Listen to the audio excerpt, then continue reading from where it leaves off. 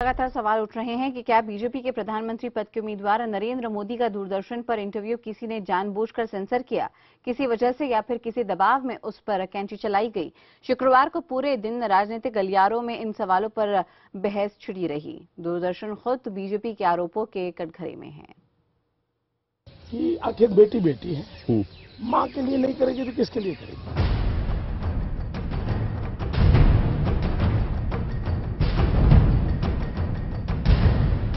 पहले खबर आई, नरेंद्र मोदी ने प्रियंका को बेटी जैसी कहा। बीजेपी ने सफाई दी, वीडियो भेजा, कहा कि प्रियंका को बेटी नहीं कहा। लेकिन विवादों का अंधड़ तो उठ चुका था। विवाद ये कि आखिर ये बेटी विवाद दूरदर्शन के लिए किए गए इस इंटरव्यू से गायब कैसे हो गया। आखिर प्रियंका पर मोदी का ये बयान काट क्यों दिया गया।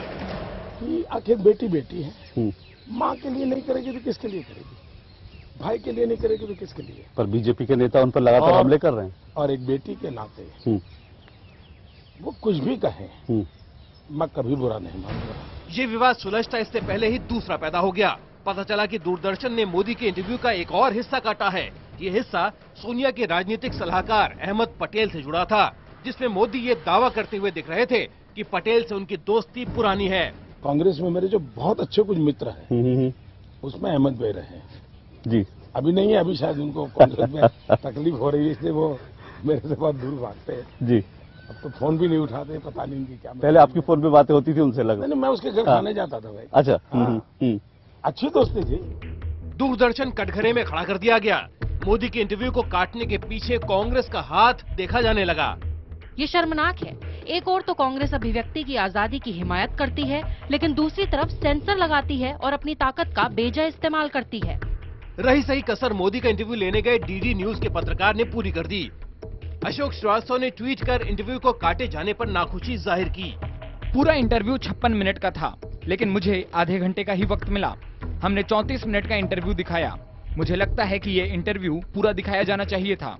मुझे ये भी लगता है कि इंटरव्यू के अहम हिस्से को नहीं हटाना चाहिए था, लेकिन ऐसा करने का आखिरी अधिकार मेरा नहीं था। उधर अहमद पटेल यूं नरेंद्र मोदी से अपनी दोस्ती की बातें उछलने से लगी आग बुझाते हुए दिखे। कह गए कि अगर ये दोस्ती साबित हो गई तो मैं सार्वजनिक जीवन से संन्यास ले लूंगा।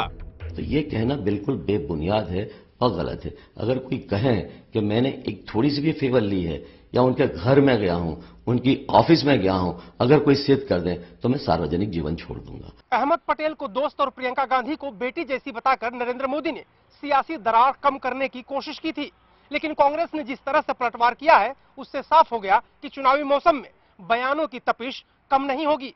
कैमरामैन वसीम के साथ अरुण सिंह, दिल्ली, IBN 7।